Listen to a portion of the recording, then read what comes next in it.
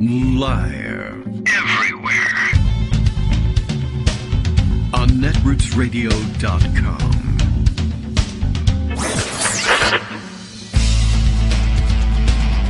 David Waldman. Kagro. In the morning. Now, here's David Waldman. Hey, good morning, everybody. How you doing? It's Thursday, November 17th, 2022. Time for another show. Time to wonder if everything's going to go okay with the bus. I understand there's some reason to believe the bus will be running late today. But have a great day, high schooler, wherever you are in the house at the moment and not listening to the show. I can pretty much guarantee you that that's not happening. But at any rate, sounds like it's going to overlap with the beginning of the show. So, hey, fingers crossed that everything goes okay. And the same goes with the rest of our country, as a matter of fact. Fingers crossed that everything goes okay with Republicans apparently getting set anyway to take charge of the House. We've been over their weird demands that they have made on Kevin McCarthy in order to deliver him the speakership. Marjorie Taylor Greene has been on board with his speakership bid for some time now, having endorsed him for the job, presumably in exchange for his concessions with respect to her. There are never any policy demands, of course, but her demands for investigations, as we found out, reported yesterday, investigations including investigations into Nancy Pelosi and her role in inviting the insurrectionists into the Capitol, which is a terrible thing, except if you listen to our second set of investigations demanded by Marjorie Taylor Greene, which includes the treatment of the January 6th political prisoners who shouldn't be in jail because they're all just patriots, which would mean that Nancy Pelosi was right to let them into the Capitol and not repel them with additional security.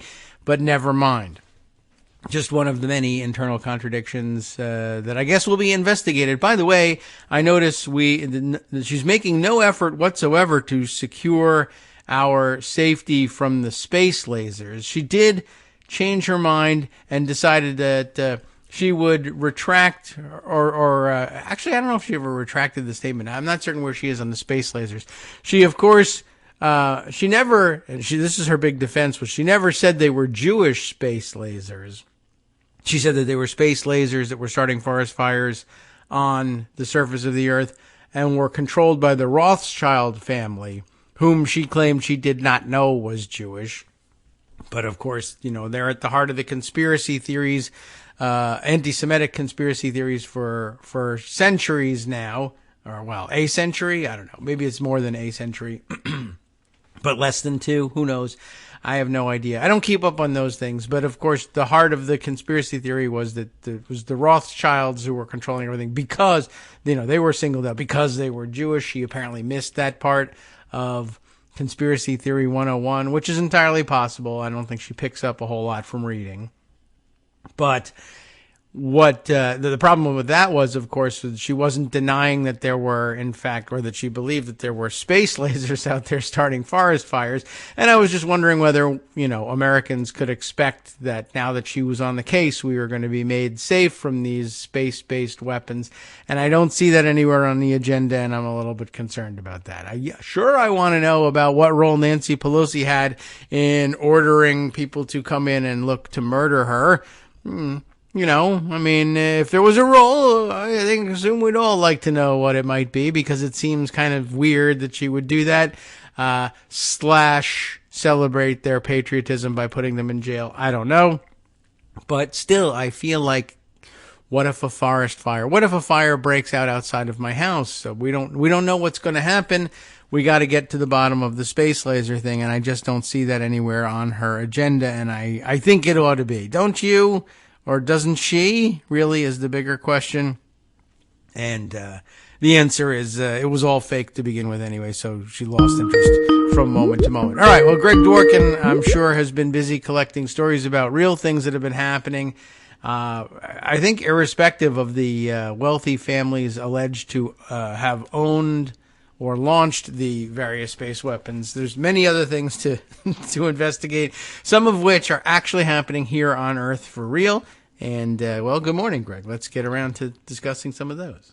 Good morning. The weird, unfortunate thing is they're all connected. Oh, yeah, man. And what if they're all like a speck of dust in a giant's eye? Yeah, well, let me just go to the big board here, to the whiteboard where everything is connected in this incredibly crazy Rube Goldberg way. Yes. But here is one thing that is connected. All right. So you may have heard that Kevin McCarthy is running for speaker, and he doesn't really have enough votes yet because 31 some odd nutcases in the Republican Party wanted to go with somebody else, whether it's Andy Biggs or whoever. But one of the people who was supportive of Speaker McCarthy was Marjorie Taylor Greene. Yes. She stumped for him. What did she want for her support? After all, she said something rational. We can't afford to be going in all sorts of different directions at this time with such a small majority. Okay, that makes sense. And therefore, it made no sense that Marjorie Taylor Greene would say it. But there's been reporting that one of the things she wanted in return for her vote for McCarthy as Speaker is a guarantee that they could do that investigation about January 6 political prisoners. Right. Who totally did nothing wrong except if we're investigating why Nancy Pelosi. So the point is, it's not just crazy; it's actually a political deal. Yeah, which makes you think that it'll happen. Yeah, I mean, something will happen. They'll put something in motion. Will happen. Yeah, maybe they'll say, you can investigate whatever you want. Don't look to me for any help. Here's some rope. Right. So the bigger picture there, from my perspective, is that the Republicans are going to be running in 2024 with Trump or DeSantis or whoever on the platform of impeach Hunter Biden. Yes. And I say bring it on. I guess. I mean, yeah, I can't profess to have a tremendous fear of that. I can't pretend that it worries me a great. It's bad for the country and it's a waste of time. I was having a discussion on Twitter this morning with some of the conservatives I get along with. Oh, nice. And I made the comment that, there's a lot of things that went into this Democratic overperformance, if you will, in this election, which is just about over. More on that. And they said, yeah, but one of the things wasn't democracy. Because the January 6th committee wasn't on anybody's list of things they cared about. Oh. And I said, well, that's wrong. Because voters don't sit there and have a list of, I remember these 17 talking points from the January 6th hearings. What they remember is this vague sense that the Republicans are a bunch of nutcases who have simply gone too far. That's just like in every single focus group. Okay. I think and focus groups in this particular election, disparage them, if you will, had a lot more to say about how people actually think than the polls did. Because issue polling, it can't pick up nuance, but discussions with people can. I would like to see that polled. Do you like that? Issue polling pick up nuance? Well, are you going to vote for him? No, I'm going to vote for the other guy. Why? Because these people over here are just like too far out there. I mean, if you heard that, you heard it 1,000 times in these focus groups. I guess. And what does that mean? Why are they out there? Well, January 6th, Well, but what talking point do you remember from the hearing? I don't know. I just know they did something weird. There was a guy with a Water Buffalo Lodge hat on, and for example. no shirt. That's what I recall. Yeah, and where was Fred Flintstone? I didn't even see him. It would have gone over much better if that had been the theme. Yabba dabba doo. Yeah, I mean, I could support that. Would be a political prisoner, right?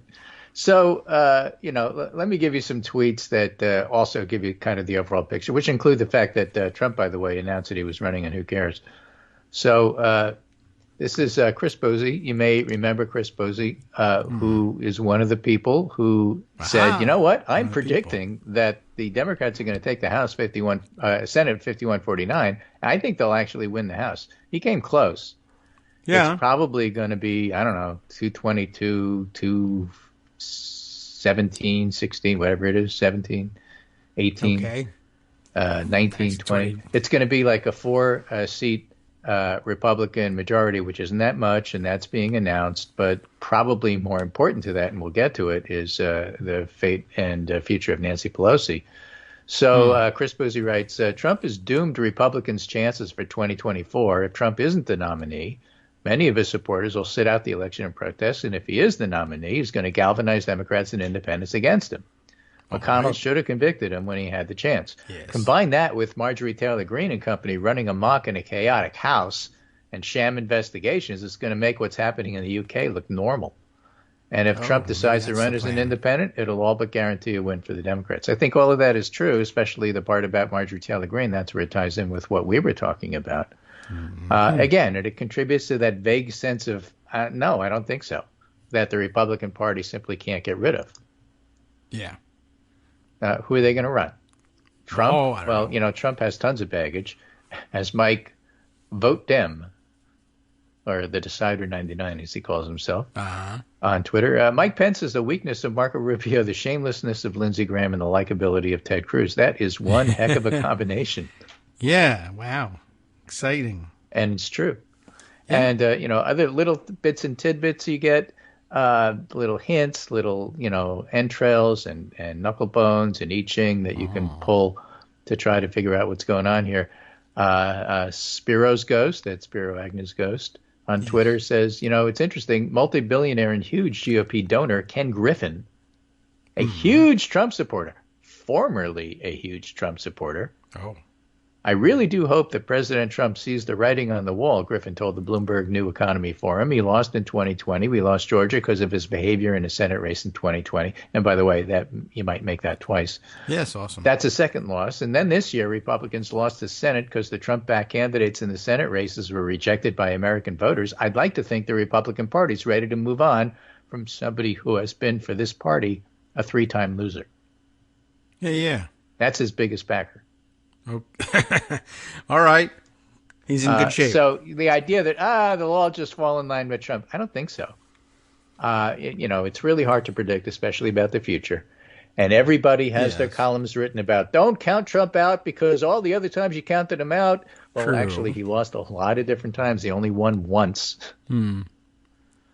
I think he's a spent force. I think that he's still dangerous.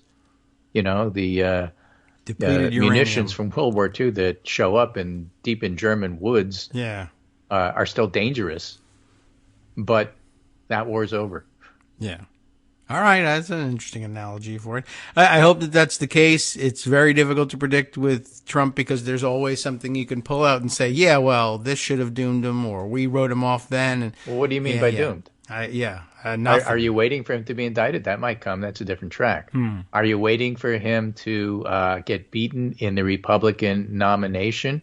I don't know if that'll happen. But he's not winning the next election. And he's going to take the Republican Party down with it and probably split it along the way. I don't know what you mean by winning. I don't know either. Spider hole? No idea. Ari Kovler writing on Twitter, I wonder how the GOP will move the conversation away from Trump if they hold House hearings investigating the Department of Justice for prosecuting the January 6 rioters. Or maybe this Trump stolen documents case. Or maybe possible charges related to Trump's attempted coup. How's that keeping him out of the news? I don't know. Not working. So, the problem's going to be for Kevin McCarthy is that if he needs those votes to be speaker and he says, I'll do this, and he also needs the votes for speaker and says, in addition to that, we'll go back to the Hastert rule, then moderate Democrats really are going to have no reason to support him.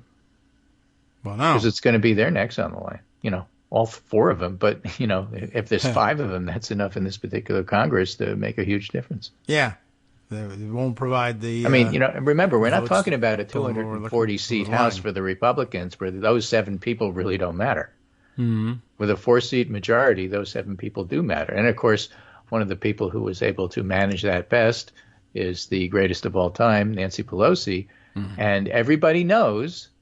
an announcement is coming. Last comment about this from Oliver Willis. House Republicans are going to go full Alex Jones, and I'm preemptively begging Democrats to point this out for 2 years and not spend the entire time talking about deficits and kitchen table issues. That's an idea. Maybe they'll follow. Right. So news analysis in the New York Times. Republicans barely won the House. Now can they run it? No. I'll skip you the too long to read. The answer is no, they can't, actually. Right. Okay, so But we'll find that out. So that's me in the New York Post. Times. Oh, Yes. Washington Post, I mean, or something. Washington Post says Speaker Pelosi to announce whether she'll run to stay as House Democratic leader today. She will announce today what she's going to do. All eyes on Pelosi. She's expected to give a speech this morning, and the House floor opens at 10, so it's in the second hour. So while you're doing your show, she might be telling them what to do. She should wait for me to tell her what to do. Right. So this is Punch Bowl. I mean, She's this is better than me on the that. stuff that these gossip columns live for. Let's start with this. Pelosi took home 2 different speeches last night, one for each potential scenario, a source told us. All right.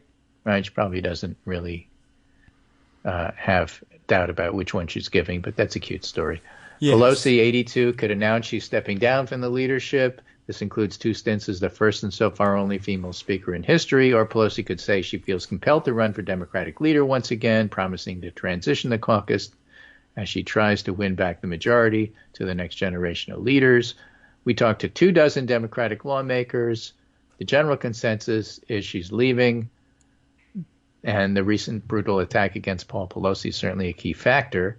And then House Democrats will gather for a whip meeting at 9 a.m. And several Democrats told us they expect Pelosi to make a speech on the floor sometime after that. Okay. Democrats said they expect a Dear Colleague letter, which Pelosi is very fond of. Yes. That's, well, okay. That's the way they go with these things. All right, we'll see what she has in mind, and I'll be interested to know whether, it's funny, all the people who've been clamoring to get the positions of top leadership are now handed the one job that they never really want, which is, 1, leading a minority, and 2, trying to climb back into the majority. It's actually very difficult to do, difficult in a different way than holding a majority together once you get it, of course. Right. She's So been the able to do trio both. that rare. everybody's identifying as keeping their eye on things is Hakeem Jeffries, Democrat New York, Catherine Clark, Democrat Massachusetts, and Pete Aguilar, Democrat California. Hakeem Jeffries, I think, is in a term-limited job. I forget which particular leadership position thing he has, caucus leader or something like that. But it's over, so if he wants to stay in leadership, he has to run for something else. And then that means what he did with Clyburn and Steny Hoyer.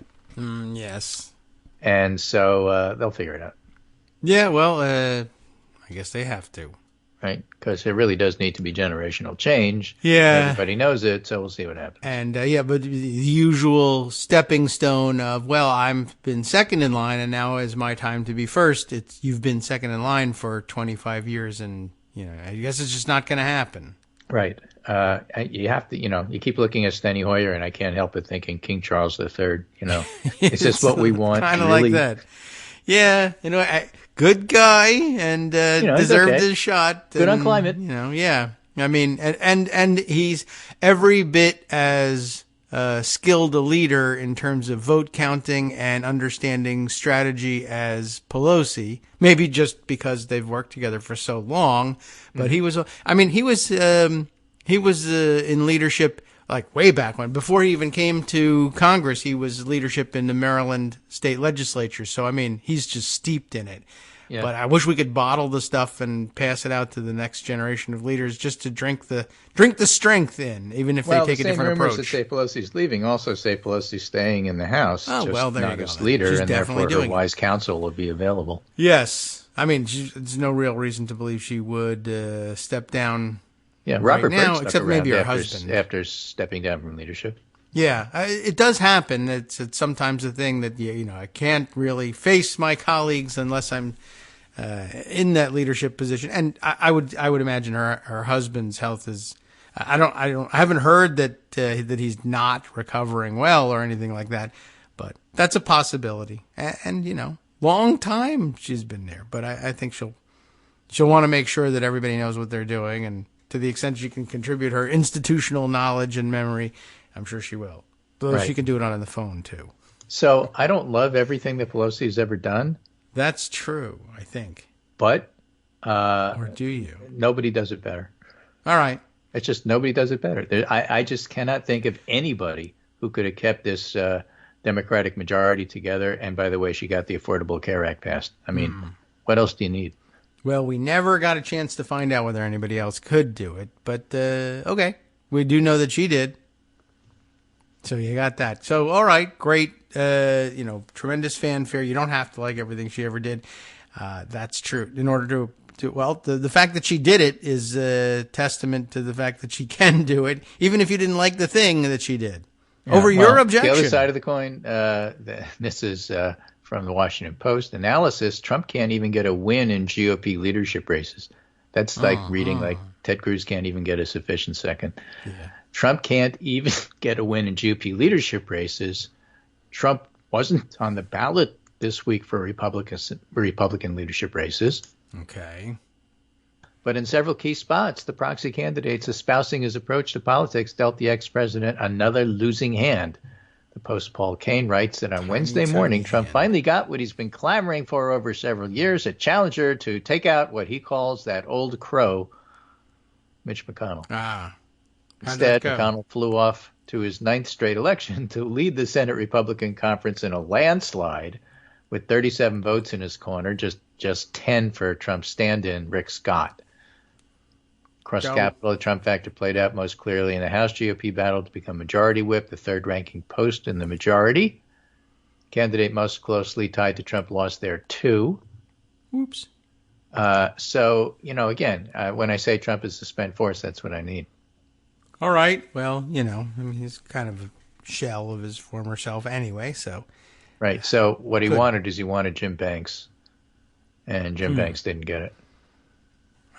Okay. So this is interesting. So when Paul Kane writes it up, he says, instead, and maybe you can explain this to our listeners, but it has a lot to do with raising money, I think. Instead, the third-term Republican made a classic mistake of relying too much on the outside game, never doing enough inside the Capitol to win over support on a secret ballot. To become majority whip. All right. What's that mean? In all likelihood, it means that this is another way of describing my quick and dirty simple formula for figuring out who wins any leadership race, which is adding up how much money they gave out of their leadership pack to other colleagues. And the person who either gave if you really want to do it quick and dirty, who gave the most money, if you want to get a little more detailed, who gave the most to members who then won their races and are there to vote. But yeah, that's how you win votes in leadership races, and that's why they call leadership PACs. It's excess money outside of your campaign that you collect money for. You collect excess money from people who've maxed out, and the purpose of it is to hand it out to other people who are in trouble or running for re-election in either a tough race or occasionally to challengers, in the hopes that they will be on hand, and then when you stand for a leadership post, they'll vote for you because you gave them money. Right. And the guy that gave them more, piece that leaders have to do, and this probably is more in the Senate than the House, but it's still in the House because they have to do, pay for the government stuff, is that leaders are supposed to take criticism so that when you have to pass a bill that you don't want to pass publicly, but you really know you have to pass privately, you want your leader to figure out how to get you there. Yes. And McConnell's pretty good at it. And I can't say McCarthy is, but there are some must-pass things that don't really come into play when you're in the minority, but are, as they like to say in Washington, huge when it comes to being in the majority, because there are must-pass things, be it a defense budget or, raising the debt limit or whatever it is. When the time comes, you have to be able to pass it. Yes. So that's part two of it. That's how you stay in that job. Once you get in by passing out a lot of money, and then eventually you earn a reputation for being able to run whichever house you're in, and B, take the fire, draw the fire for other members and allow them to avoid blame for bad outcomes or free them up for votes that they need for their district but that are out of keeping with Republican orthodoxy or whatever it is. Managing the job, once you get it, is how you keep it. Money is how you get it. Right. So I'm going to say a thing which is so true that not only does everybody who knows something about the House knows it, I, who know very little about the House, know it too. And that is, you never, never, ever, ever, never want to be in the minority in the House. Right. But this is going to turn out, I think, to be politically advantageous for Democrats in the next 2 years to have the lunatics running the asylum. That's my second choice. My first choice is a 4-seat majority with Pelosi as Speaker. But as a second choice, it's not terrible because we kept the Senate, and that was just so big. Yeah. Well, that'll help provide the firewall and take off the pressure of having to sit through a Republican House, and they will. And I think the fact that they know that they face a Democratic firewall in the Senate means that they won't bother, and not that they ever really were going to bother with legislation or a policy agenda, but they now don't feel bad about not pursuing one because it wouldn't go anywhere anyway, so let's just investigate that's what you do in stuff. the minority, but they're going to do it in the majority, and we'll see how well that works for them. Yeah, that's one of the difficulties of the transition. They really don't know. Also, one time, every once in a while, they have to remind their members, you're supposed to vote for or against motions to recommit now. You don't forget. You can't start voting. You can't keep voting for motions to recommit. They'll be being offered by Democrats now. And if we didn't explain the process to you before and why you're supposed to vote no when you're in the minority and yes when you're in the majority, you might just think that no is what you vote. Somebody's going to have to explain to Democrats you're supposed to vote yes now. Yeah, well, they may. I think they have that sheet to pass out, and Republicans, I don't know that they actually have that memory. Someone will probably tell them at some point, but they're going to have the whips on the floor, waving at everybody frantically. No. It's I to know vote what yes you now. do, but this is not a vote on principle. Hi, it's me, David Waldman, the same guy who was just talking to you a second ago. Our Patreon subscription drive is still going strong, with over 175 monthly donors who help keep us on the air. If we've helped keep you going during the pandemic, why not return the favor and help us keep going so we can all be together for the next disaster? Patreon.com, Patreon.com, makes it easy to make secure, recurring monthly contributions to support our show. Patreon.com/KagroX gets you straight to our donation page. Maybe you'd like to thank us for keeping you sane during the Trump era. Maybe you're looking forward to in-depth explanations of what's going on in the Biden administration. Whatever it is that keeps you listening, we need your help to keep bringing it to you. And hey, if you happen to prefer using PayPal or even the Square Cash app, we're up and running with those options too. Thanks again, everyone, for all your support. We literally could not do this without you.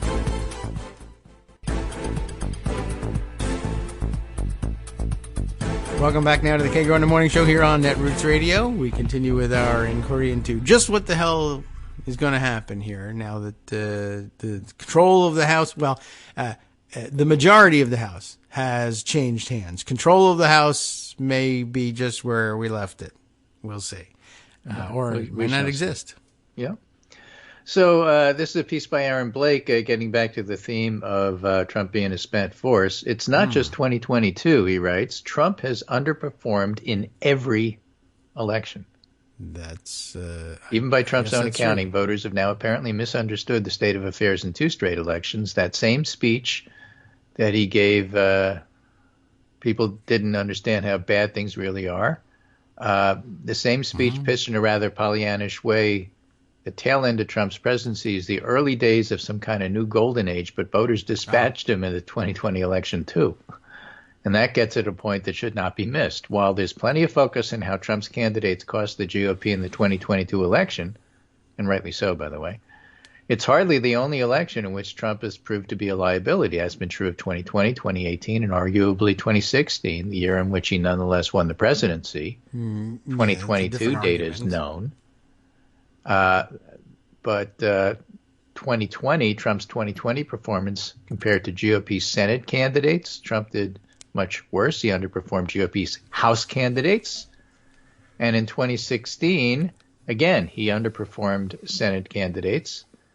And in that election, Trump had a negative vote above replacement in 7 of the 10 closest states. Sounds like he should be playing for the Yankees.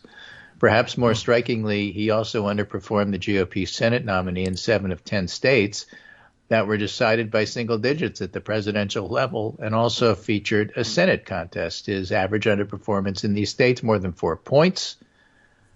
And 2018 is probably the most difficult to tell because the Republicans actually gained the net of 2 Senate seats, but that was largely due to a historical fluke in which the map was hugely favorable to them, which, by the way, is going to be true next time as well. Democrats had to defend 10 Senate seats, including 5 Trump won by double digits, and Republicans picked up 3 seats in clearly red states, plus 1 in Florida, which is also now a red state. So the total picture is that the House popular vote can be skewed a bit by which party fields a candidate in more uncontested races. And Trump not only won in 2016, but in 2020, where it was closer than a lot of people understood it, to pulling off another upset, came close. But the totality of the data points in a very clear direction that Trump cost the GOP voters who otherwise might go for his party. That whole popular vote thing is a big Twitter debate, which I'm really not getting into. I'm following it just because I think it's interesting, but it's not that interesting. And the question is, well, in this particular last election, who got the most total votes? I see. The Republicans or the Democrats? And then match that to the generic ballot. And that's how you really tell how people did. And no, not necessarily true. First of all, you can't even have that debate, which people have been having for a week, until California finishes counting. All right. Yes, that's true. Right? That's number one. You can't count the popular vote until you know what the popular vote is. It probably is a wash this year, but it is not a wash in other years, where you have to look and see who's running uncontested and who's running jungle primaries, where like California mayor, for the sake of argument, right? Caruso and Bass. Bass is the new mayor. Yes. But they're both Democrats. So when you add up the vote, if that were a House seat and you threw it into the mix, it would be 2 Democrats running against each other. How are you supposed to count that? Counted twice for the Republicans. Well, you counted twice, but that probably, that overcounting probably neutralizes the Democrats didn't run a candidate, which isn't always true, but it probably is true this year. So you can take that out of the mix. All right. Part of the argument is, well, the reason that the Republicans did poorly, even though they won, is because they got a lot more votes, but they were in the wrong places.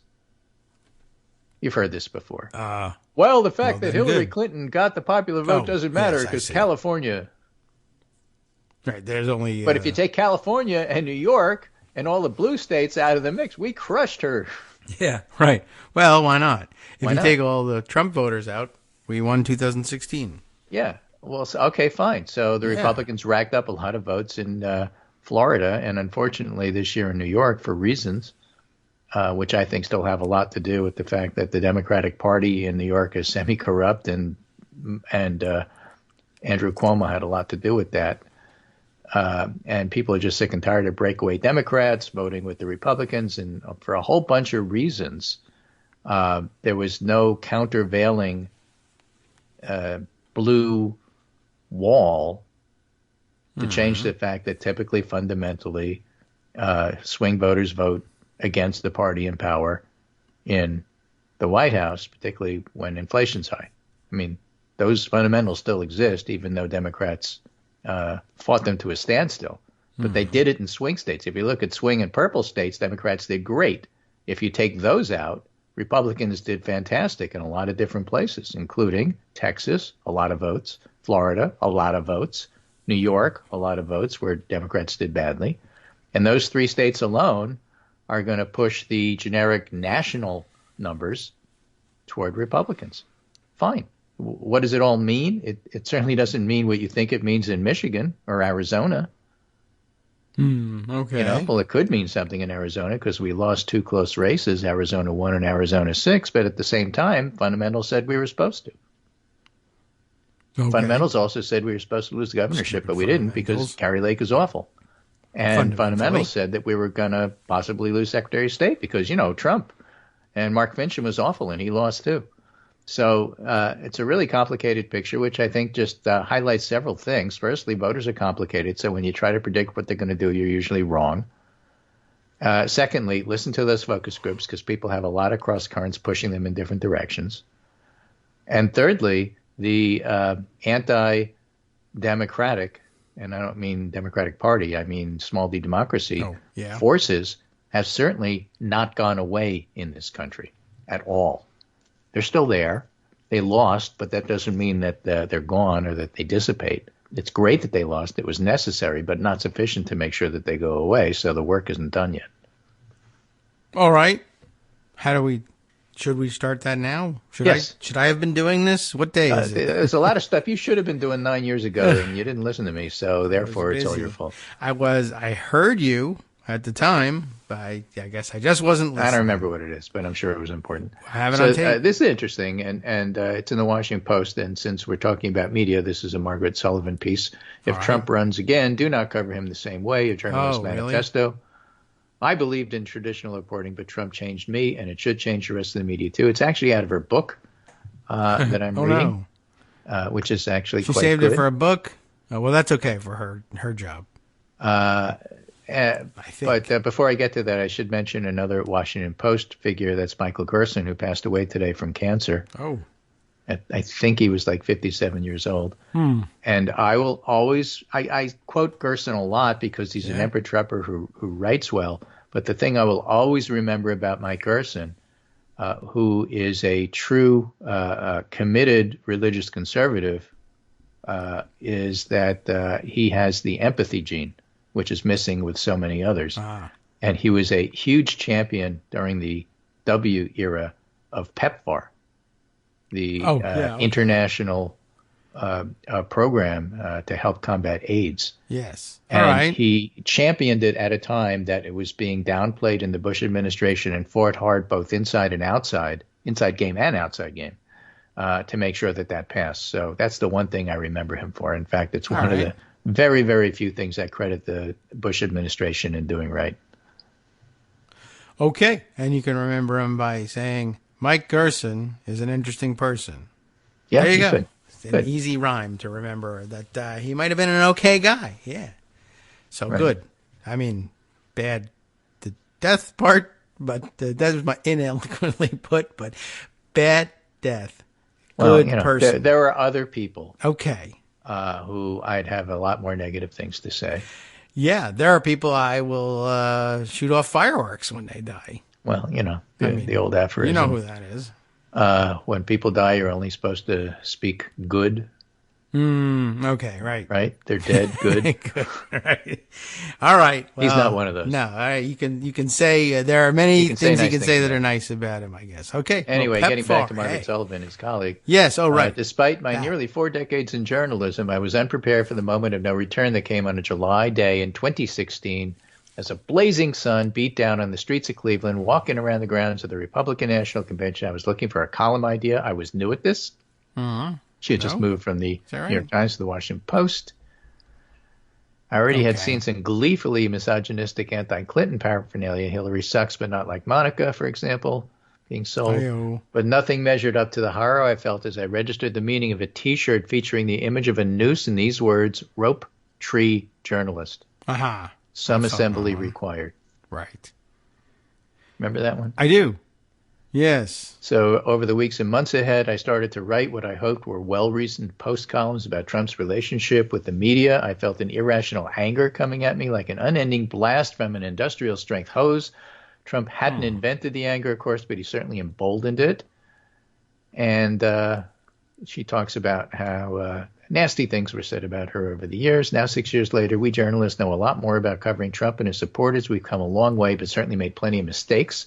Too many times we acted as his stenographers or megaphones. Too often we failed to refer to his many falsehoods as lies. I think we did okay on the show. And I think we did okay on the show covering his announcement on the last show we did. Yeah. It took too long to stop believing that. Whenever he calmed down for a moment, he was becoming presidential. And I will always cherish being blocked by Dana Bash for reminding her of it until she blocked me. This is the day that Trump became presidential. She said it one too many times for me. Yeah, well, Twice I'm nice is on really- Twitter. I don't get blocked too often, but she did it because she has really thin skin, and she was wrong. And it took too long to moderate our instinct to give equal weight to both sides, even when one side was using misinformation for political gain. It's been an education for all of us. As Trump prepares to run again in 2024, it's worth reminding ourselves of the lessons we've learned and committing to the principle that when covering politicians who are essentially running against democracy, old-style journalism will no longer suffice. So anything you said that was bad about Carrie Lake, good. All right. She was terrible. Anti-democratic. Yes. She lied. She cheated. She stole. I still can't get over the fact that she was filmed carpeting the red carpet for Trump when he came to endorse her. Yeah. I'm still not clear on the meaning of that move, but all right. Weird. I think she was telling the evangelicals that she knew her place. All right. Yeah. I that's the only thing I can glean from that. Just, otherwise, it makes no sense at all. But it might just have made no sense. But okay. She likes vacuuming. I don't get it. Right.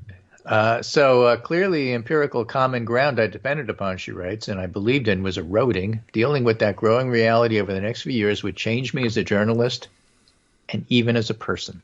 Some principles and beliefs I found were more important than appearing to get along with everybody or responding to criticism by offering to compromise or change course. Journalists have to stand unwaveringly for the truth. And if that meant being attacked by zealots who wanted to call such a position evidence of bias, I could live with that.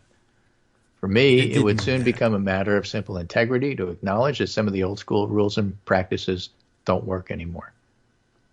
All right. Too many reporters and their editors, she writes, didn't seem to want to figure out how to cover Trump properly. New York Times. You okay there? Okay. Take a drink. Whom she used to work for, and so she would know. From the moment he descended the golden escalator at Manhattan's Trump Tower in June 2015 to announce the news media was in his thrall. Journalists couldn't stop writing about him, showing him on TV, broadcasting images of the empty stage waiting for him. Yeah. Trump had described himself the ratings machine, and for once he wasn't exaggerating. So in every way, Trump was a deeply abnormal candidate, but the news media couldn't seem to communicate that effectively or even grasp the problem. Instead, every unhinged middle-of-the-night tweet was covered like legitimate news. The problem is we were applying old standards to a candidate who was exploiting it for his own purposes, which we all knew. Yeah. So, if they could do a better job on that, that would be good. Those who deny the outcome of the 2020 election certainly don't deserve a media megaphone for the enduring lie, but the media should go one step further. When covering such a politician in other contexts, like about abortion rights or gun control, journalists should remind audience this public figure is an election denier. That's exactly the model pursued by WITF, a public radio station in Harrisburg, Pennsylvania, who decided to remind its audience on a regular basis that some Republican state legislators and members of the Pennsylvania congressional delegation had opposed the transfer of power to Joe Biden. Okay. A story on the station's website about a state legislator's efforts to get Pennsylvanians vaccinated was accompanied by a sidebar of text about his behavior after the election, or on-air stories which use a tagline to accomplish the same purpose. The decision wasn't easy, one editor told me, because this is not normal. But too many media organizations seem more interested in ratings and profits than in serving the public interest. So they're extremely hesitant to offend groups of viewers. But nonetheless, Chris Licht at CNN, she cites as one of the people who's doing it wrong. Oh. All right, well, now you've been named. Right. Now, by no means am I counseling that journalists act as if they are on the team of Trump rivals. That's not our job. But at the same time, we have to be aware that covering somebody who doesn't care about democratic norms requires different judgment. And so we have to relentlessly explain ourselves to our readers, viewers, and listeners. You're very good about it when you explain who Marjorie Taylor Greene is. Yes. Nobody listening to this show would get the idea that she's a normal legislator. Yes, right. I was going to say, in all of this, I wish the same applied about the things like Jewish space lasers. Just remind everybody she's out here giving a speech, and she's actually a complete lunatic and the kind of person who says stuff like this. Okay, well, right, and that's why I go back to our discussion yesterday, which you may or may not recall, because it was a long time ago. But we were talking about how places like NPR were actually handling the headlines on, how the Trump announcement was going. And places like NPR, Yes. for example, were very good about, Donald Trump, the election denier, Okay. announced for presidency and that sort of thing. There was a whole list of them. Yeah, maybe we should make a browser extension that does that for people reading the news. If the newspapers won't do it themselves, every time you see, the right names, it'll remind you of what their crimes are. Right. And so, just as it's important to remind people that the folks who Trump endorses often lose, and he loses, and he's a loser, and he's a 3-time loser, and that's all worth, reminding people of. At the same time, it's also good reminding people that any possible story that has anything to do with him running in 2024, and this is NPR yesterday, to remind everybody, breaking: Donald Trump, who tried to overthrow the results of the 2020 presidential election and inspired a deadly riot at the Capitol in a desperate attempt to keep himself in power, has filed to run for president again in 2024. Oh, That's how you do it. Okay. Well, there's the instructions. Everybody take a copy. Right. The Washington Post had Trump, who as president fomented an erection, says he's running again in 2024. Oh. Okay. Good. Trump, who lost Politico. Trump, who lost the 2020 election and left the White House under the cloud of impeachment for his role in the January 6 riots, has filed to run for president. There you go. This is what you need to do, and not just the one day. That's right. It has to be a sustained effort, certainly. So I thought that was not only appropriate for Margaret Sullivan to say that, not only is it a good book, but people are doing it. Good. And, just as there are people who supported Trump from the donor class who are saying, I've had enough, there are people who supported Trump with in-kind contributions from the media who have also said, we've had enough. He's a controversial figure. Be it Rupert Murdoch, or just like ordinary reporters who thought they were doing the right thing but have seen the light the way Margaret Sullivan has. So, keep an eye out for all of that and call them out when they need calling out. Yeah. I mean, it's a thing. Make it a practice. I like the idea that, it's been nice to see in the past couple of days. And right. And it's not just a waste of time, and it's not like, it's never going to happen. It's happening. Yeah. It just has to keep happening. It just has to keep happening. Exactly right. Breaking news, I guess. Tara Palmieri is out with with word that Nancy Pelosi which speech she's selected to give at noon, and according to her reporting, it is the passing the torch speech, and will stay on and occupy her seat as a backbencher, as they like to call them in the UK, although I don't imagine she'll be in the back very often. But yeah. Okay. Well, very interesting. So this is a stay on in a mentorship role, I suppose you could say. Yeah. Very nice. Which was not totally surprising, right, to us? Yeah. I mean, people have been asking this question for a long time, and eventually the answer has to be yes. And now's as good a time as any, I suppose. And there's a natural breaking point. Lots of other things that require her attention. Lots of good leaders waiting to take the torch. That's something she was waiting for, too. Right. Be sure she had Jeffries, solid people to hand it off to. I mean, these are people to keep an eye on, but I think that two things that really need to be said in this moment more than anything else: she was really good at what she did, and Kevin McCarthy isn't. And you cannot emphasize those 2 points enough. There isn't anyone around to teach Kevin McCarthy either, and we have the opposite situation. We're going to have people who saw it done correctly from the inside at her side, and who will have her guidance now, but are their own people for sure, versus somebody who inherited the job from somebody who didn't want it anymore, and who, there's I don't know, 3/4 of the Republicans in the House have never really served under a functional Republican leader, and they have no idea what it means to do that and to work as a party inside of Congress. And now they have the majority, and they don't know what to do with it except investigate things. All we know is Benghazi. So I will point out, just in finishing my segment here, that there's a new civics poll out which Carrie Elveld over at Daily Kos is highlighting. We have a polling relationship with them, and points out, her headline is Trump, once, twice, three times a loser, is bleeding support even among Republicans. Okay. And gone from the 90% support from Republicans during his tenure, it's now down to 71. So that's nearly a 20-point drop. So you have the donors, you have the rank and file. 71 is still vast majority support, easily enough to win a primary. Yeah. But as Republicans found out this election, winning a primary isn't the same thing as winning a general election. So I'll leave you with that thought. And that's my segment for today. You got another hour to talk about, but at least you know what direction. You know what speech Nancy Pelosi took home. So Tara Palmieri says. Yeah, we know she took both, though. The gossip columnists, like I said, this is what they live for. So yes. I'm assuming she's correct. Okay. Yeah, I mean, it would certainly make a lot of sense. But wouldn't it be fun if she, I don't know. Probably not, really. Probably honestly. Not for her. And okay.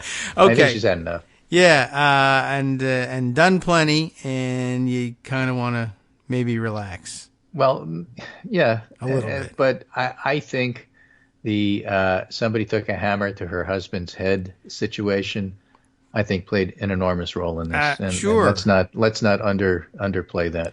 And where she might have been tempted to soldier on in prior years, she might have. She now says, look, there's been enough pressure to hand the torch over, and this is as good a time as any. I'm distracted by this. I've got stuff to do at home. Yeah. And it'll be real interesting, too. Folks in her district in San Francisco, first of all, they'll see her voting for the first time in a long time. And, they can call up and get flags and tickets to sit in the gallery and all the nice constituent service stuff that they didn't neglect constituent service, but it might be nice to see a renewed focus on that in a farewell tour of sorts. Right.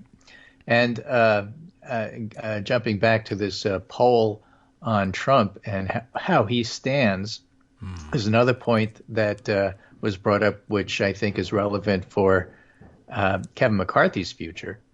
Mm-hmm. And that is before the FBI search, Trump's favorables were 15 points underwater with registered voters.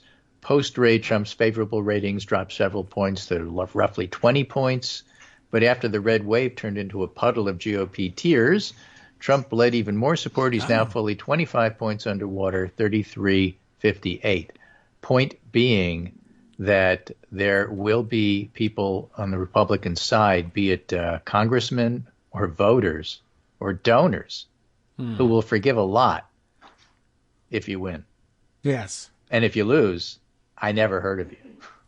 And the more you lose, the more I never heard of you. All right. Time for him to become a coffee boy. Well, he's got to have some successes under his belt, and what are they going to be? Coffee? Because we have the majority, we succeeded in having a hearing about impeaching Hunter Biden? I don't think so. Yeah, he's got difficulty with successes under the belt. A vast majority of Donald Trump hangs over the belt, we'll say. There's very little under the belt at this point. So there you go. That's why the tie is 45-1. That's right. And I don't exaggerate much about that one. Okay. Well, you know what I was just thinking about now with this transition in leadership? I was going to say one of the big impacts of transferring becoming or moving to the back benches, I guess, is the speakership comes with it has with it a tremendous personnel allowance. She's got a large staff that took care of all these other functions that won't have to do that for her anymore. So what's going to be interesting is to see how many of those staffers are inherited by the new leadership, and they may want them. I mean, you want to, hire your own staff. At number 10, they just live there? Yeah, in many cases it will be, because some of those staffers are like, where's the special stationery that the speaker or the Democratic leader uses to write, thus and such things? Where's the list of who we have to send holiday cards to? Somebody knows that stuff. And, where's the form for the Dear Colleague letter when we need to tell them that they need to be around to vote against this amendment or that amendment? They have their own experience with that, but, the speaker's office, and whether you're working as speaker or just as minority leader, there's a lot of inner workings that you need people who have been there before as functionaries, even if you want to take your policy guidance from elsewhere. So it'll be interesting to see who departs while she moves to the back benches and who sticks around. So just be aware that you don't want to necessarily do a whole house cleaning. I know you want to establish yourself as your own person when you take over in leadership, but some of the things, says where are the pencils and what drawer is this stationery? There are some people you need to keep around. So, all right, it'll be interesting to watch this transition. Thanks, Greg, and we'll catch up with you next week. It'll be next week, all right, and it'll be Thanksgiving week next week. So I guess we won't do a Thursday show next week, probably. Unless you want to hang around here on Thursday morning. I don't think that's probably, you probably got to do some turkey cooking. All right. Okay. So you're already on the way out. Wild things happening at the Dworkin household, no doubt. Giant dog fights taking up microphone space. I don't know. But all right. Thanks very much. Almost time for us to roll things. Oh, yeah. Maybe I guess we got it right. Barking. The sanitation engineers Thursday pickup day, or is Wednesday? I can't remember anymore, but maybe could be any number of things happening there. Squirrel in the yard, recycling. Okay. So we're getting the inside report. We're getting the real scoop. Greg took home 2 speeches yesterday about why he would be muting the microphone before the end of the segment. One was going to be the dogs barking at the recycling, and the other was going to be Joe the plumber showing up to bang on the pipes. Now we know which one it is. And I guess, all right, we all wait for noon for Pelosi's speech. That means we get to finish up here and have the show under our belt, because there's still room under our belt, and then later not watch the speech. It's going to be great. Then we'll catch it on YouTube.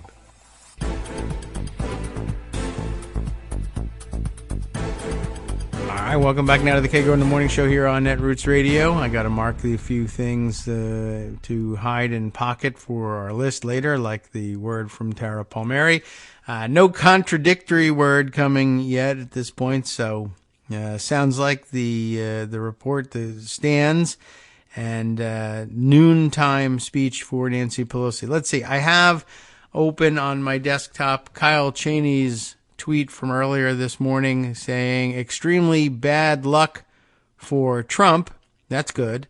Why? He filed a lawsuit. We didn't even discuss this one. He's got so many lawsuits going. But this was I note that this happened, but I don't think we discussed it at all on the show. It was one of the more ludicrous and short-lived and stupid lawsuits. He filed a lawsuit against New York Attorney General Letitia James because, of course, she's suing him. So I'll show you. I'll sue you. What are you suing for? I'm suing to make sure that she stops suing me or something like that. And, based on what? And the answer is nothing.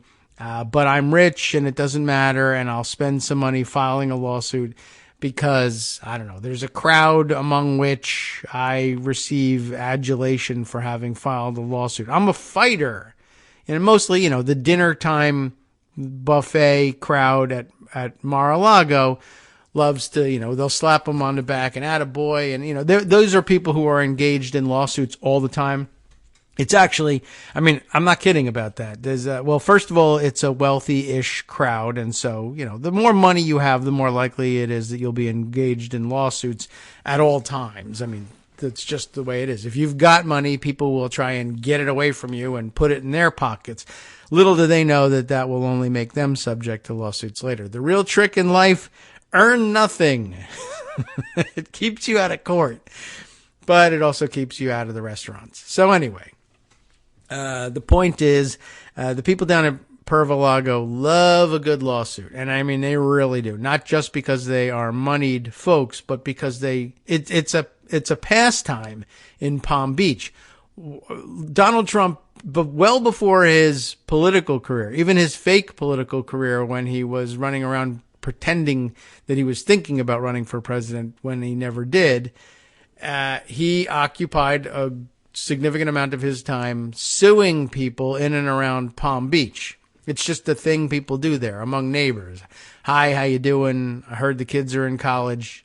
Let's sue each other. That's just, they do that. They sue one another about, your lawn isn't up to standards. Put, I don't know, I was going to say, like, it's not like they don't rake leaves down in Palm Beach and then put them over on the other guy's property the way they do in Kentucky, apparently. There's property disputes, and I don't like the color you painted your house. I'm going to sue you. Why? Because I can see it from my backyard. There are people who really believe that this stuff belongs in court. Trump, of course, involved in various other suits, right? He was in a lawsuit with the municipality over the size of the flag and flagpole that he put up at Mar-a-Lago, all kinds of things. They love suing one another over there. And I remember years ago when we were sort of diving into the various scam charities that Trump was involved with, and when he would have, golf and tennis tournaments hosted at Mar-a-Lago, decades ago, raising money for various causes that were associated with various shady people trying to look like they were philanthropists. And, lawsuits growing out of that all the time. And this one or that one should have been the chairman of the fund, and they sue one. Anyway, currently he's involved in another such suit, but it was so dumb that it only took 15 minutes to get rid of. So here's the story. Extremely bad luck for Trump. He filed a lawsuit against New York Attorney General Letitia James, again, Attorney General of New York.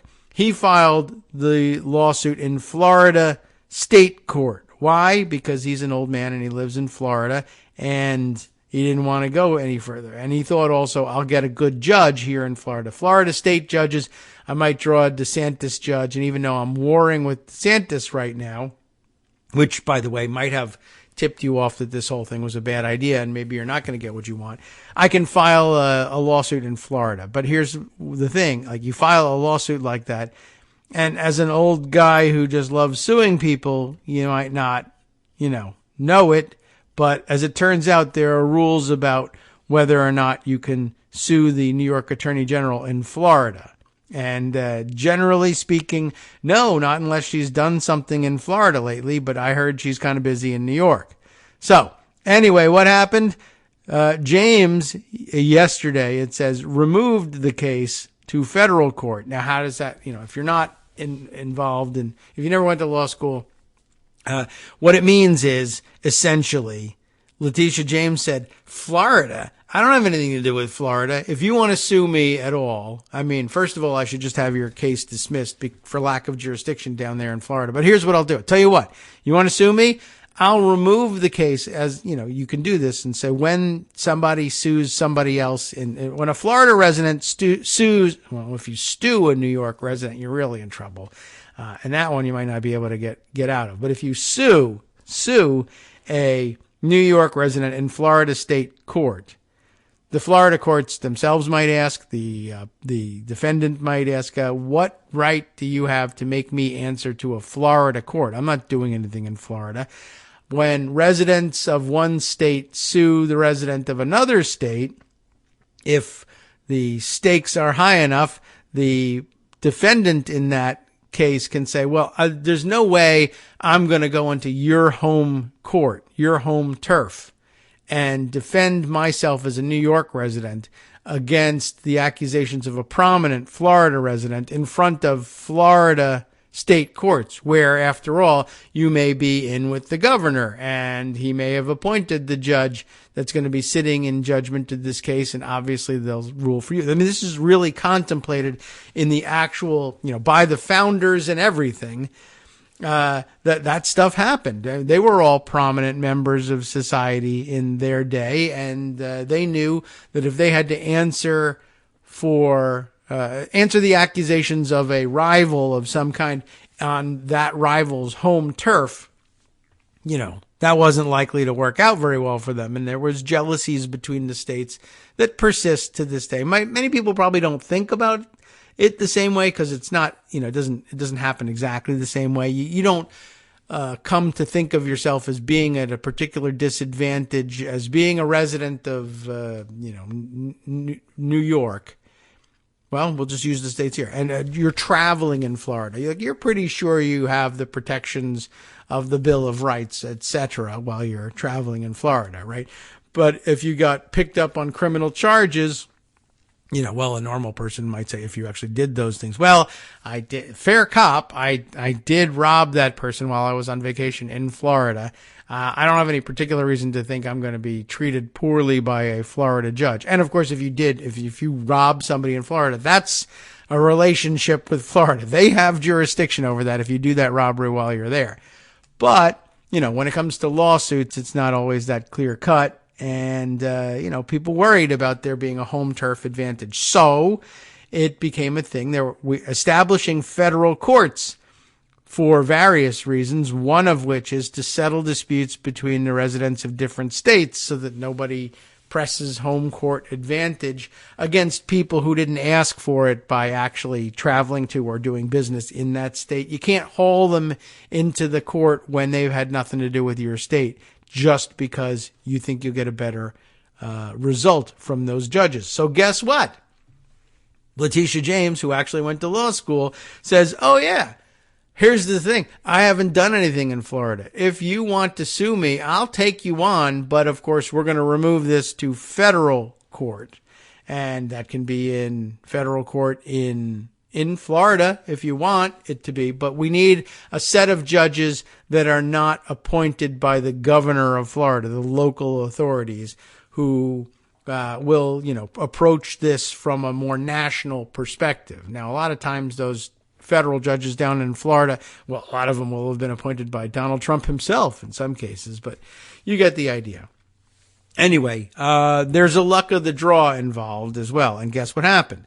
So Letitia James petitions to remove the case to federal court, and it does. And the judge is assigned at random. And as it turns out, they drew, you're never going to believe this, Judge Donald Middlebrooks, which to most of us, including me, means, well, okay, tell me something about Judge Donald Middlebrooks so that I can understand why this is of interest to you, Kyle. And the answer is, Kyle tells us, Judge Middlebrooks just days ago sanctioned Trump attorneys for a frivolous lawsuit down there in the Southern District of Florida, U.S. District Court. And they've got a bit of a history. Middlebrooks, it says here, wrote a scorching opinion issuing those sanctions last week. Would you like to hear about that? Well, that's a nice story to transition to, because this way we can catch up on other Trump courtroom foibles that we haven't had a chance to discuss yet. Here's the story from the 10th of this month. Josh Gerstein and Kyle Cheney reporting for Politico under the headline, Judge Slaps Sanctions on Trump Lawyers. I love that. For frivolous Clinton lawsuit. That's just another one of those dumb lawsuits that Donald Trump is always filing. I'm going to file a suit. I'll sue you. I'll sue your ass. That's like one of his favorite threats. And the old guard rich people just think that's a fun thing to do and it'll frighten people. But I had already forgotten that he was suing Hillary Clinton, or about Hillary Clinton anyway, but also suing Letitia James for something. I don't even know what he was suing her for. Malicious prosecution in New York. But will he file that suit in New York? Nope. Even though he's got enough of a business relationship there that he's got a right of access to their state courts, he could certainly make that claim, but he didn't. Anyway, so this other judge has seen Trump before. The judge said Trump's lawyers pressed on with claims that were farcical or false, even after being put on notice that they were erroneous. The reporting begins this way. A federal judge on Thursday, that would be back last week, I guess, a week ago today, I suppose, excoriated and sanctioned several members of Donald Trump's legal team. Good job there. saying the former president's massive lawsuit against his former rival Hillary Clinton and dozens of other adversaries, or adversaries if you prefer, amounted to an intentional, but probably also international, abuse of the legal system. I don't really know how I could make it international, but we could probably pull the Canadians in unwillingly. These were political grievances masquerading as legal claims, said U.S. District Court Judge Donald Middlebrooks, who just got the Letitia James case too. He is a Florida-based jurist, that's just a fancy word for judge, a Florida-based federal judge who dismissed Trump's lawsuit in September. This cannot be attributed to incompetent lawyering. This was the deliberate use of the judicial system to pursue a political agenda. This is much more than is called for here, but it's all true. I agree anyway. Middlebrooks ordered the attorneys to pay $50,000 to the court and more than $16,000 in legal fees to Charles Dolan, one of the defendants who initiated the sanctions proceedings against the Trump attorneys.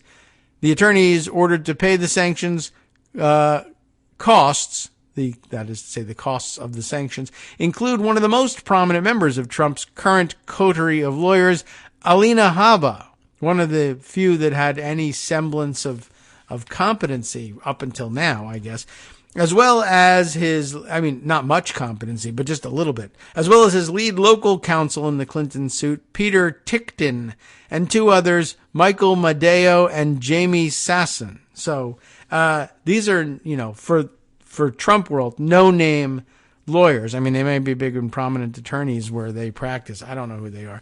But great lesson in everything Trump touches dies, #ETTD. They thought they were going to get a payday, which is dumb because they were working for Donald Trump. But maybe they thought it would lead to other work with other clients who are impressed by the fact that you did work for Trump and will pay you. Anyway, not only did he not get paid, it actually cost them money and time, probably because they didn't get any billings done, and now they have to pay sanctions fees. The Trump lawyers said an appeal is planned, so it'll cost them even more money. That's great. It should be no surprise that we will be appealing this decision, Habba said Thursday evening. We attempted to right a wrong, and our reward is a kick in the teeth, Tickton said Friday. He said the sanctions and fees will be paid as an appeal goes forward. So they're going to appeal and pay because they're such great lawyers. You tried to do the right thing, got kicked in the teeth, except you didn't do the right thing, and you deserved to get kicked in the teeth twice.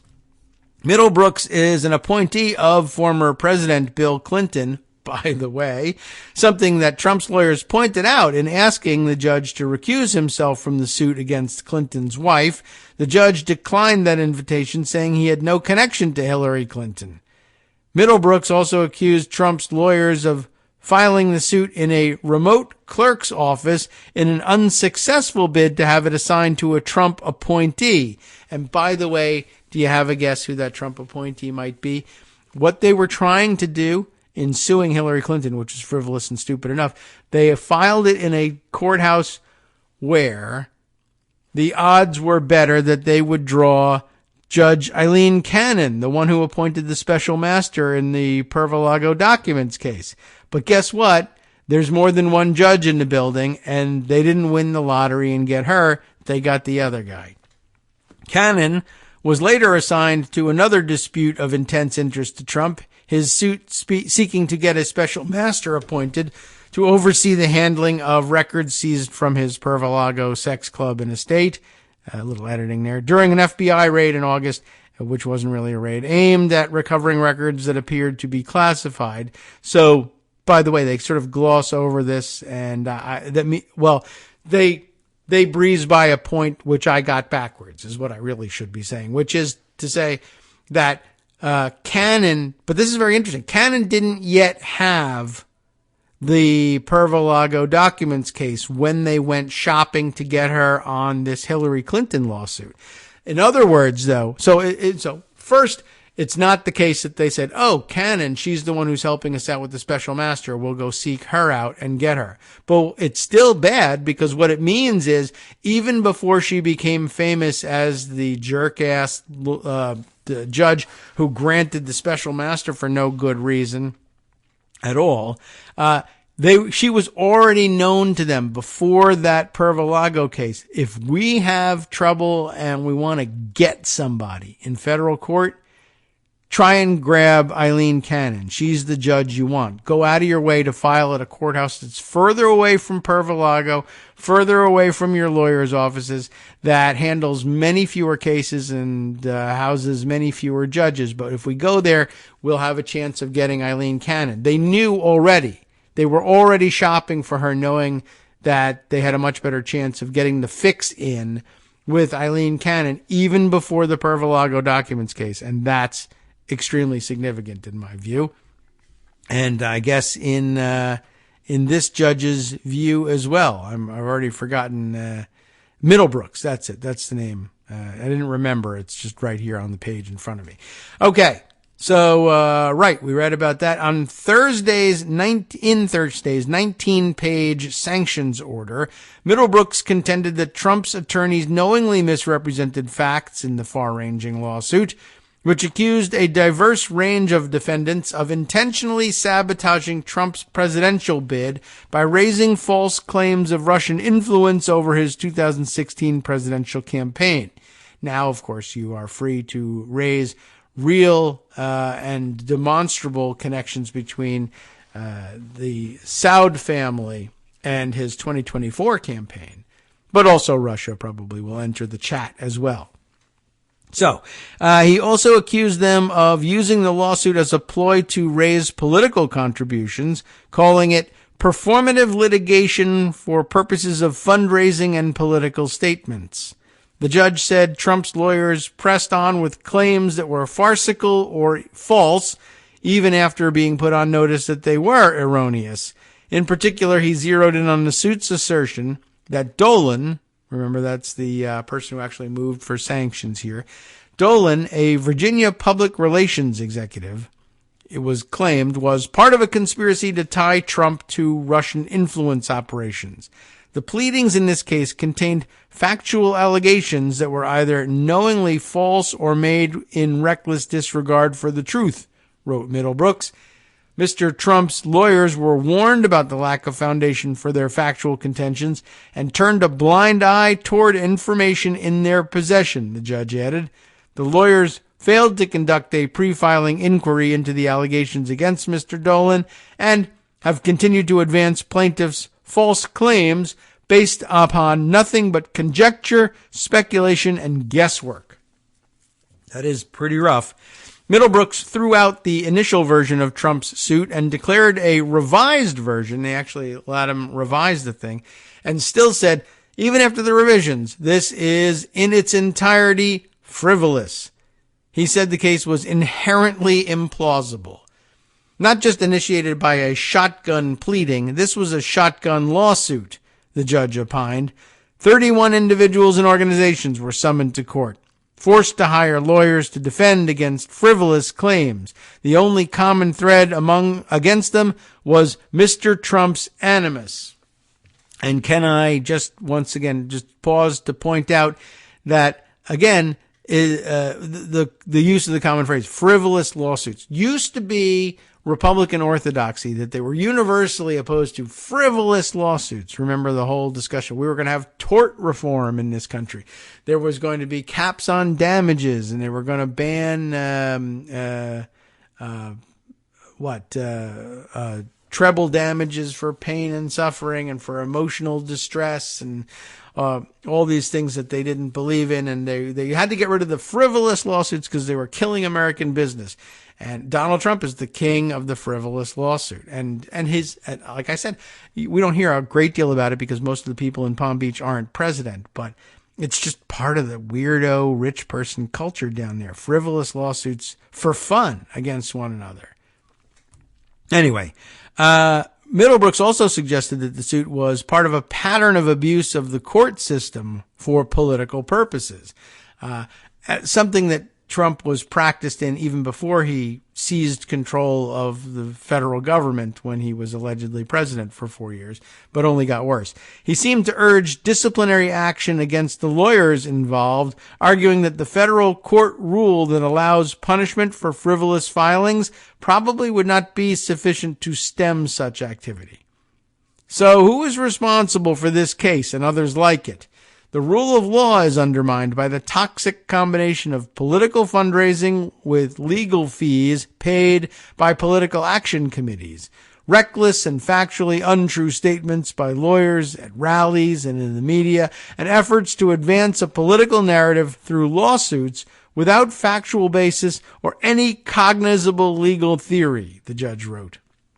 Lawyers are enabling this behavior, and I am pessimistic that Rule 11 alone, that's the federal sanctions rule, Rule 11 alone can effectively stem this abuse.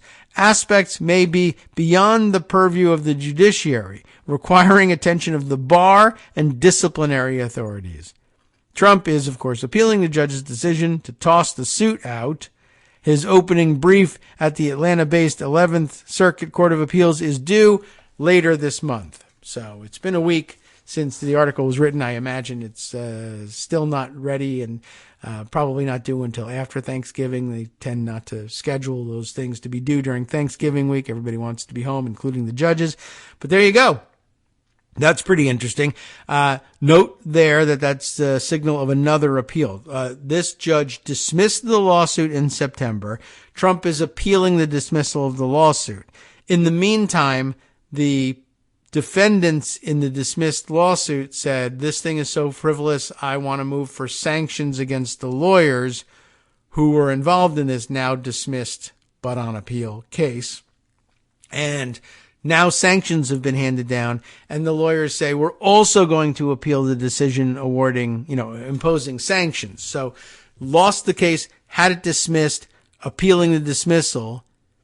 Lawyers got sanctioned, appealing the sanctions. A lot of appeals going on and racking up a lot of billable hours for people who will never collect. I just find that interesting that that's the way he would want to spend his time. Let's see. I have a note here post departure from Greg.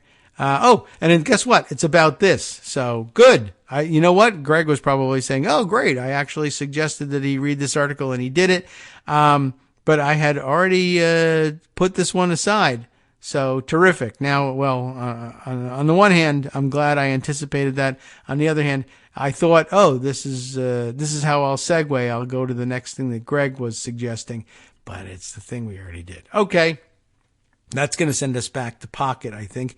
And let's stay with the court theme for just a minute since we have another break coming up. I think we can get through this one rather quickly, or at least we can be done with it, even if we don't make it all the way through the article. In The Hill, Julia Shapiro reports Michael Flynn, notorious international spy, of course you remember him, also briefly national security advisor to Donald Trump, which is problematic because he's an international spy.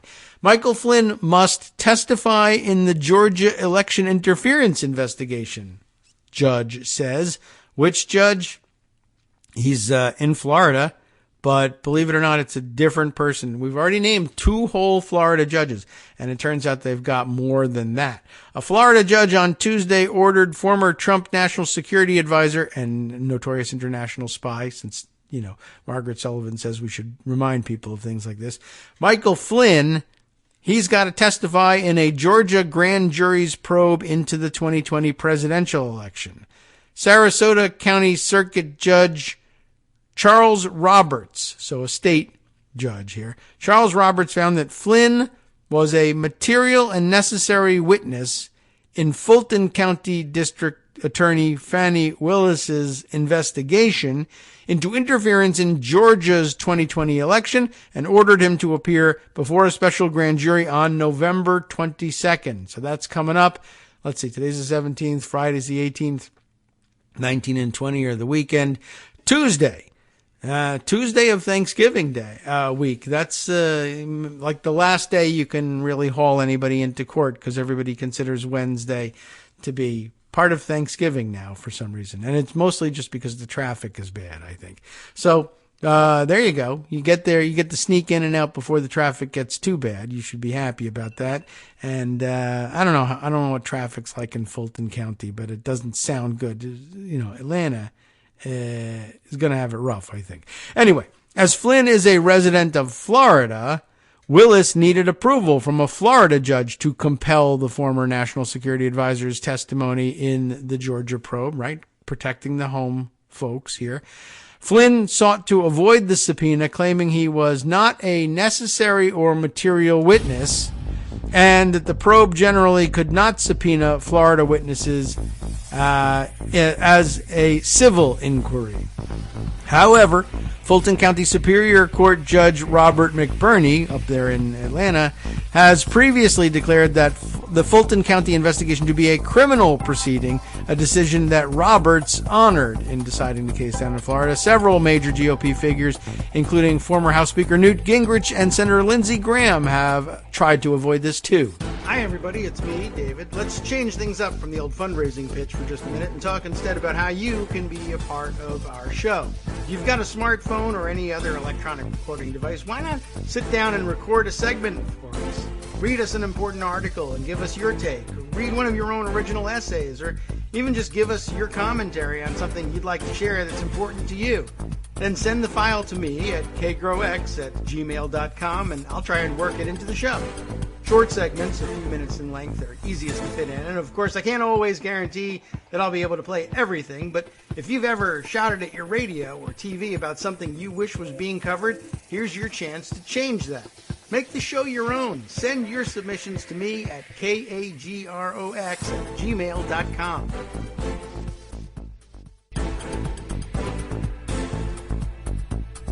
All right, welcome back now to the Kagro in the Morning Show here on Netroots Radio. All right, so let's see. Where were we with this one? Oh, there's just more courtroom happenings here. I'll have to hang on to this for just a second. Anyway, concluding from the Hill, we did mention there were several other Republican figures, including Gingrich and Lindsey Graham, who have attempted to avoid having to appear before the Fulton County grand jury, and so far, the courts are not on their sides. Whether or not they've actually made those appearances yet, I am not certain. And then we conclude, after hearing from Georgia Governor Brian Kemp on Tuesday, the special grand jury is set to hear from former Trump White House aide Cassidy Hutchinson and former Trump Chief of Staff Mark Meadows on Wednesday and Graham on Thursday, according to CNN. What's the date of this article? This was yesterday, which was Wednesday, which means that I guess was Hutchinson also there with Meadows on Wednesday. Meadows is definitely on Wednesday. I don't know if the writing of this makes it unclear whether Cassidy Hutchinson was also yesterday. Yeah, I guess it must be, because if on Wednesday you're saying set to hear from Hutchinson, so I guess yesterday, Hutchinson and Mark Meadows. And why am I not hearing more about that?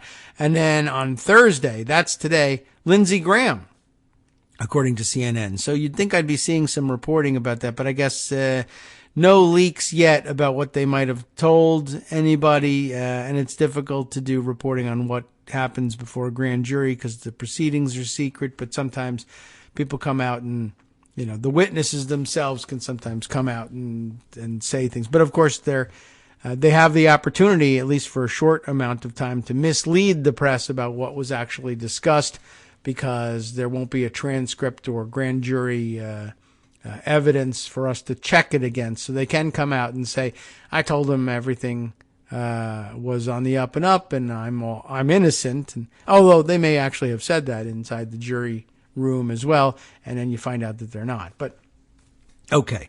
Anyway, at any rate, that's what's happening in court in Fulton County today, and pretty soon Mike Flynn is going to have to follow. Let's see, other things that I have put aside here. Oh, yes. This interesting tidbit from Stephen Wolf, Politics Wolf on Twitter, staff writer for Daily Kos Elections, of course, with the following interesting observation, and something we have to keep an eye on as well. Look at this picture that they used to illustrate The article over at Daily Kos. It's the Morning Digest from a day or two ago.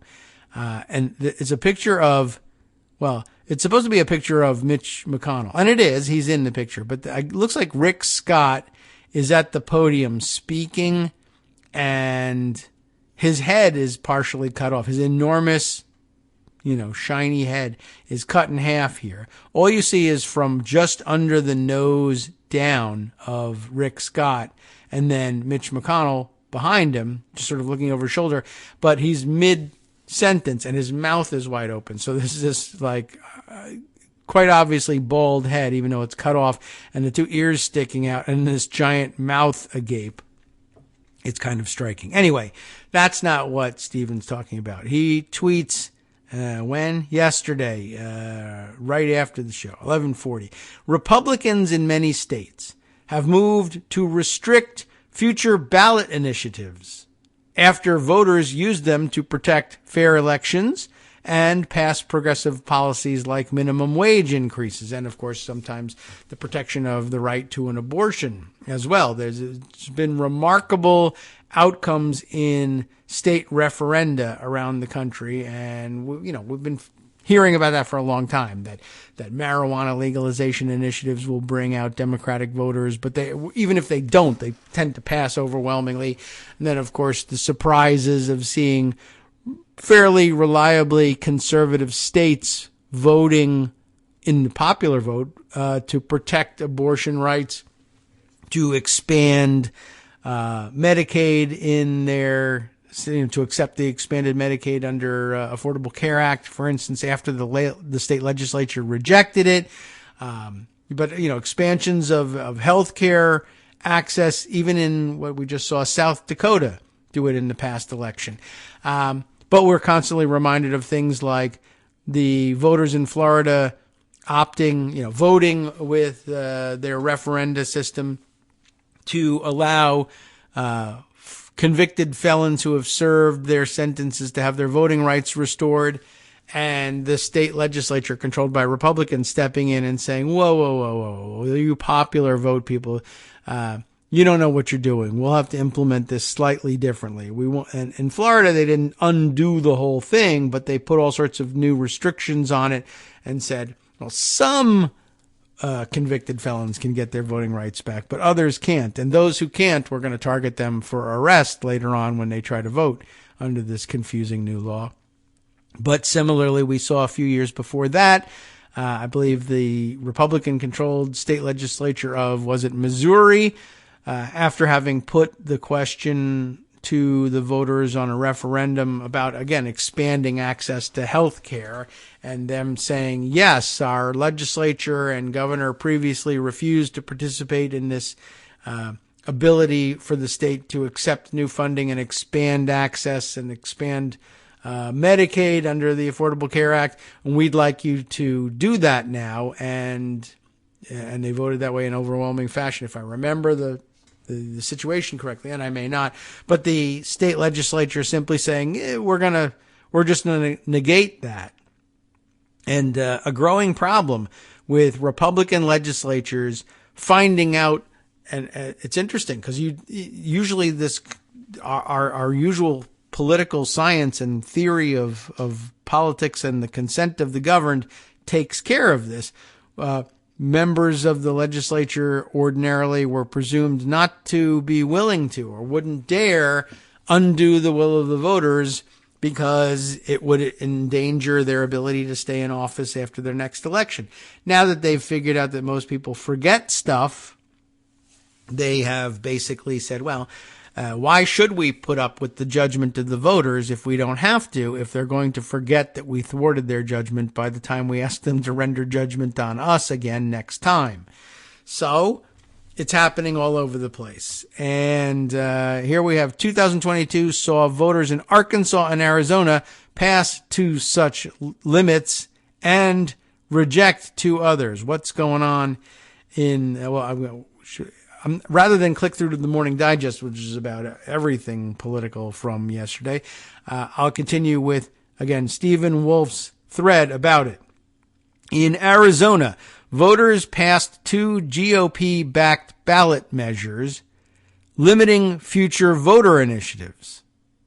So, that's the Republican reaction to this stuff. If you guys are going to vote against our Republican interests, we are going to either A, ignore the outcome of the referendum, or B, get rid of referendums. And in Arizona, the voters actually did that. Would you like to restrict your ability to pass referenda? Yes. Okay. You need to vote yes to restrict your ability to say yes or no to things. And they actually did it. So in Arizona, the voters passed 2 GOP-backed ballot measures limiting future voter initiatives. What do? One limits citizen initiatives to a single subject, but not ones passed by lawmakers. I think what they mean there is that if a referendum can get on the ballot in 2 different ways, maybe if a popular vote or petition puts it on the ballot, then it can only be about one subject. But if the legislature acts to put it on the ballot, they can be complex ones and contain multiple subjects. And that's, I'm sure, debatable in the courts even about what makes for a single subject anyway. But that's another story for later on. The other Arizona passed ballot measure, will require 60% voter support in order to pass any amendments increasing taxes. So I think California years ago had a decades-long disaster with its budget over something similar, making it impossible to raise taxes without supermajorities. And then their budget crashed a couple times in a row, and they wished they had never done it, as I recall. Now the thread continues. By the same token, outside of Arizona, they had different results. Voters reject. Oh, there's a third one in Arizona. We're still in Arizona. A third one that got rejected. That one would have let GOP lawmakers alter or fully repeal all of a voter-initiated law if any part was ruled unconstitutional. That's interesting. So even if it's severable, that was the idea. But at any rate, I think they saw through that one and said that might be a step too far. If we pass a measure, even if it turns out to be partly unconstitutional, save the rest of it. There's no real reason why we want to empower the state legislature to just undo everything that we do. Whatever's necessary to be undone, fine, but the rest of it, leave it alone. Arizona currently has very strict limits on how lawmakers can modify voter-initiated laws. But guess what? They're making it easy for themselves now. Now, in Arkansas, voters rejected a GOP-backed ballot measure that would have required the same thing as in Arizona, 60% voter support to pass future ballot. This wasn't strictly about taxes, but another supermajority requirement. So in Arkansas, voters rejected this one that would have required 60% voter support to pass future ballot initiatives instead of 50% plus one. In other words, a ballot initiative isn't going, the proposition was, if you passed this ballot initiative by 50% plus one or more, then all future ballot initiatives will require 60% to be considered as passed. In other words, something of like it's not really a filibuster law, but a supermajority like in the Senate. You'll need 60 votes to get anything done. 60% of voters have to vote for a initiative in order for it to be passed. And they said no to that. This is a big boost. This defeat is a big boost to a potential future attempt to reform redistricting and end GOP gerrymandering. So anyway, just an interesting trend of Republican-led legislatures attempting to do what was previously thought unthinkable, just straight up buck the will of the voters and tell them, no, we know better than you, and we're going to just reverse it whenever you say you want a certain initiative passed. And if you manage to gather the signatures, get the thing on the ballot, garner support for it, and win, we're still going to say no to you. Very interesting. All right. Maybe let's jump back into Pocket. Oh, I'll have to check and see what other things. Oh, that's an interesting one to do too. Maybe we'll use this as a segue and start getting to some of the brass tacks of what will happen come January as the House attempts to organize itself under Republican quote unquote control, I guess. But first, this tidbit that I happened to see the other day. This is the second time I've seen it now, and I should have thought to put it away the first time. I have the tweet of Rebecca Nagel, who is describes herself here as a Cherokee writer. I mean, she is that, but apparently it's important enough to what she writes about that she describes herself that way right off the bat. A Cherokee writer, advocate, and language learner, and among other things, by the way, but has had bylines all over the place, including some of our favorite stops on the print journalism circuit.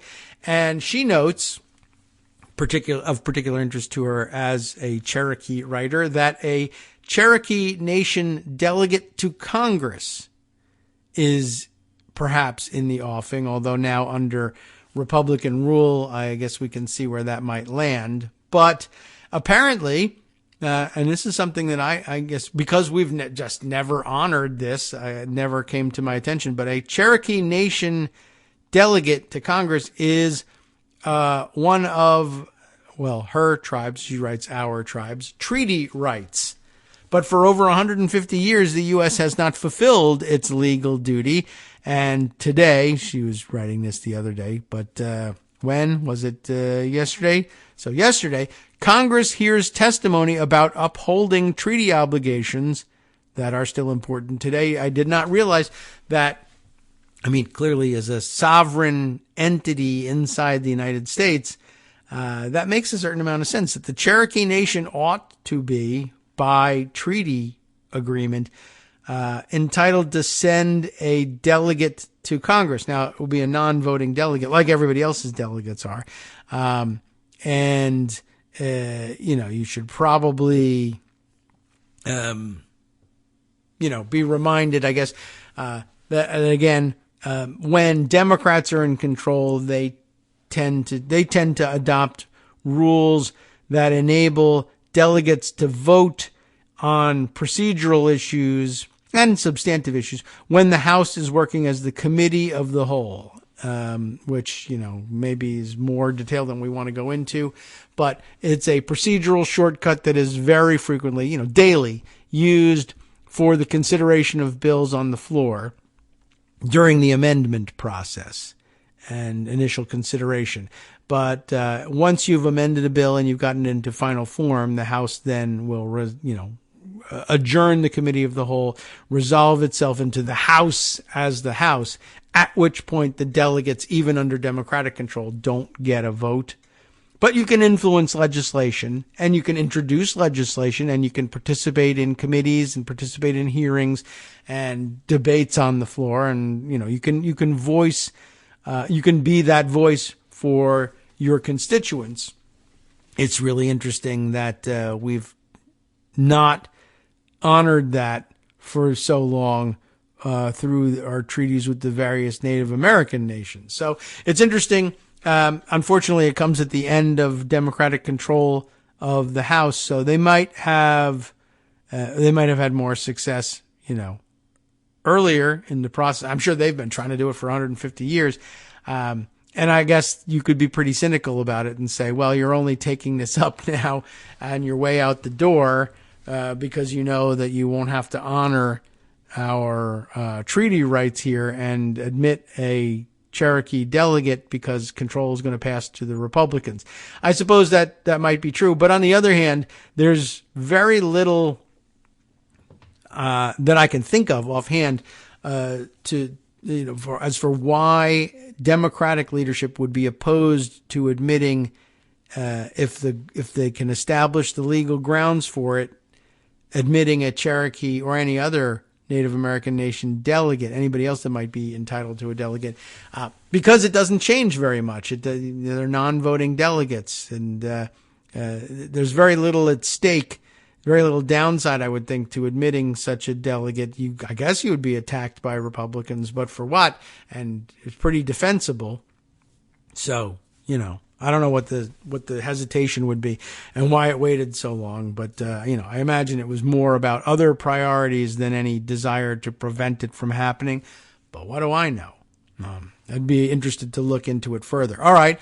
I just wanted to bring that to your attention and let you know about that. Maybe what we can do, I was going to say it would be a good segue into the mechanics of how an opening day works, but maybe we save that for when we have more time and a more wide open schedule on Friday. And instead we can throw in a few other tidbits to round out the day. I found this one interesting from HuffPost that I saw yesterday. Ashby Beasley writing this piece yesterday about a group of constituents from Texas who went to meet with Senator Ted Cruz, I guess including some members from Texas, but I guess there were issue advocacy people, so they came from all over the place. It was a group of people looking for action on gun safety. And they had, swallowed hard and said, well, we got to talk to everybody.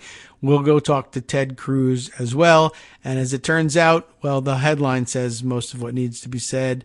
We met with Ted Cruz about stopping mass shootings. His response was disgusting.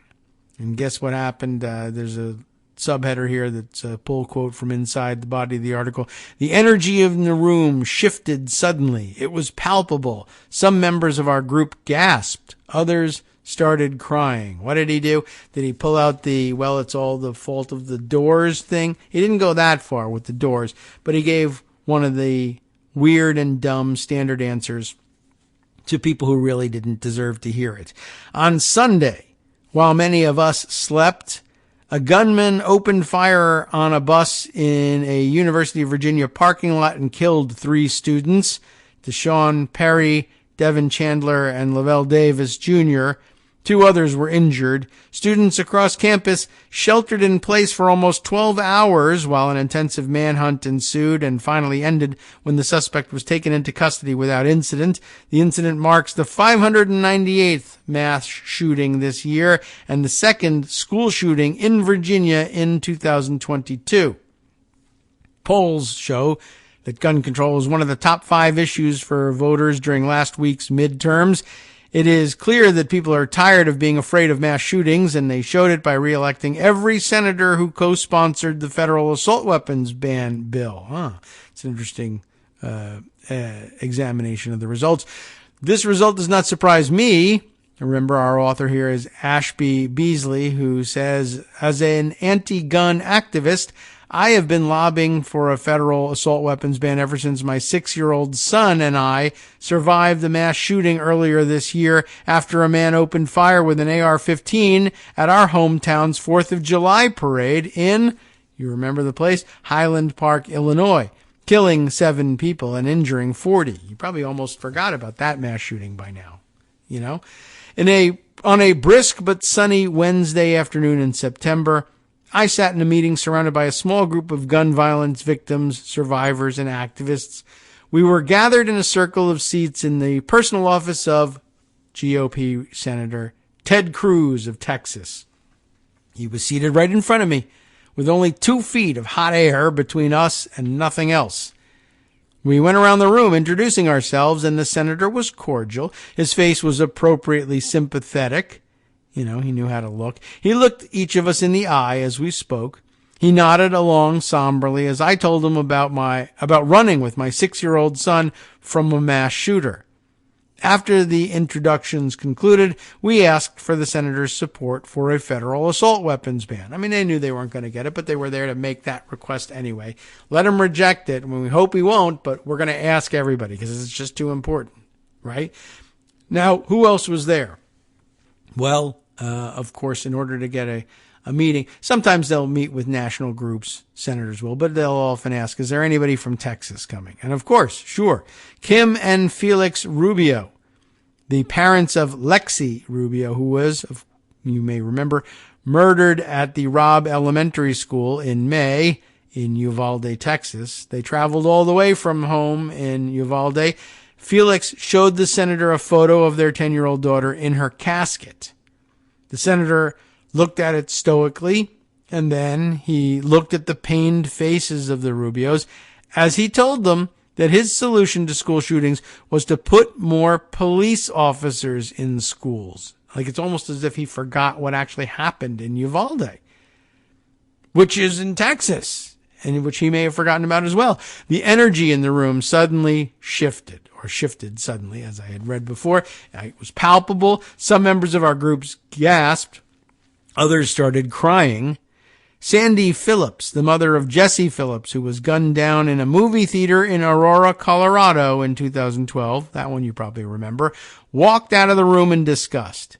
Shock and disbelief hung heavy in the air over each of us as someone blurted out that 376 law enforcement officers stood by and did nothing to save the 19 children and 2 teachers who were brutally slaughtered in Uvalde. They did nothing to save Lexi. I mean, imagine sitting as Texas senator across from parents of kids killed in Uvalde and saying, yeah, well, I'm not going to ban guns. The real answer is we need more police officers in school. To Uvalde people. I mean, it's unbelievable. On October 24th, almost 6 weeks to the day of that meeting, after that meeting, a school shooting in St. Louis became the 40th school shooting this year. Now on to the advocacy part of all of this, right? As details emerged, it was reported that the shooter had a dozen 30-round magazines with him and used an AR-15 style rifle. No surprise there. Just like the shooter in Uvalde, just like in Highland Park, the school had metal detectors. The doors were locked and there were security guards. It didn't matter. Even the police couldn't prevent this school shooting. The family of the shooter had asked police to seize the weapon that would later be used to kill 16-year-old Alexandria Bell and physical education teacher Jean Kuska. Police confiscated the weapon, but determined at the time the suspect was lawfully permitted to possess the firearm. The AR-15 style assault weapon was returned to a third party known to the family. It is not known how the shooter regained possession of the firearm. Ted Cruz was silent on Twitter, but gun violence prevention advocates weren't, because we know that police and security guards and locked doors don't prevent school shootings. Even schools with their own police force, like the University of Virginia, can't prevent mass shootings. While we don't know what kind of gun was used in the Virginia shooting, we do know that the only thing that will prevent the majority of mass shootings and school shootings is banning assault weapons. Well, data proves it. It says, during the assault weapons ban from 1994 to 2004, the likelihood of being killed in a mass shooting decreased by 70%. I mean, that's pretty tough to argue with. The easy access to weapons of war is what's killing our children. Right now, an 18-year-old who's not old enough to buy alcohol or a handgun can legally buy an assault weapon. Assault weapons were, of course, designed to kill as many people as possible in the shortest amount of time. The shooting my son and I survived involved an AR-15. In less than 50 seconds, the shooter in Highland Park shot almost 100 rounds into a crowd of families. He stopped to reload twice. In Uvalde, some parents had to use DNA to identify their children because bullets from an assault weapon are so powerful, they're powerful enough to, as they say, liquefy a person's organs and the rest of them as well. These are weapons of war, and they are being used again and again to murder our children in the one place they should feel safe, at school. And that isn't the worst of it. A Washington Post database on school shootings reports the number of children exposed to gun violence in schools since the 1999 shooting at Columbine High School is 320,000. That is a pretty remarkable number. What are we doing? A federal assault weapons ban would have prevented the massacre in Uvalde, and it would have prevented the killing of a 16-year-old girl and her teacher in St. Louis.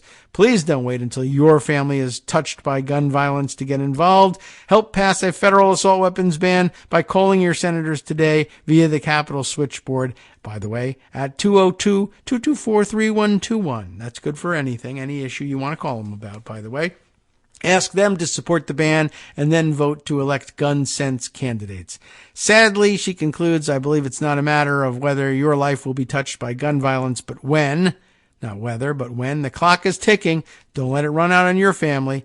A representative for Cruz emailed the following statement to HuffPost in regard to the senator's response, saying Senator Cruz was in Uvalde mourning with the community the day after the shooting and later met with loved ones of the victims. Following this tragedy, Senator Cruz introduced legislation and fought to enact reforms that would double the number of school resource officers, hire 15,000 school-based mental health professionals to ensure there is early intervention to identify and help at-risk kids, provide significant resources for enhanced school safety and to improve the gun background check system, and prosecute persons who try to illegally buy guns. Unfortunately, Senate Democrats, he says, blocked it with no explanation whatsoever. Gee whiz. Well, anyway, as you know, he's not going to be of any help on this front. And, of course, his preferred solution is no solution at all. By the way, I meant to say when we were talking about the University of Virginia shooting earlier in this article, something semi-related and related to other stories we've been talking about during the week, over at Twitter again. I know that seems like a diversion, but that Twitter blue check controversy thing rages on. I saw somebody, and maybe I can find this thing with a note to myself to find the tweet, tweeting something that I don't know whether this was speculation or this was had actually happened, but now with everybody being able to spoof accounts with blue checks that you can buy for $8, when they had the lockdown at UVA after the shooting and the students were locked in their, told to shelter in place for 12 hours, they all get those notices very often via social media, via Twitter, for instance. And apparently they were unable to tell for sure whether the Twitter messages that they were getting telling them to shelter in place because there was an active shooter on campus were real or not. Because Elon Musk wanted $8 from everybody in the world and thought he was going to be able to turn a profit by standing Twitter on its head. It's now endangering lives, or at least possibly so. Perhaps that was speculation. Perhaps that was reporting from on the ground from what students were feeling. But it could absolutely be true, and this can't happen. NetworksRadio.com. You have been listening to Kagro in the morning with David Waldman. Not that we can do anything to stop it, but of course Justice Putnam is up next. He'll pick up his version of the world's events for the day and share it with you next right here on Netroots Radio, including 2 Republicans who control the elected board in a rural Arizona county who have sued their own elections director to force a greatly expanded hand count of ballots.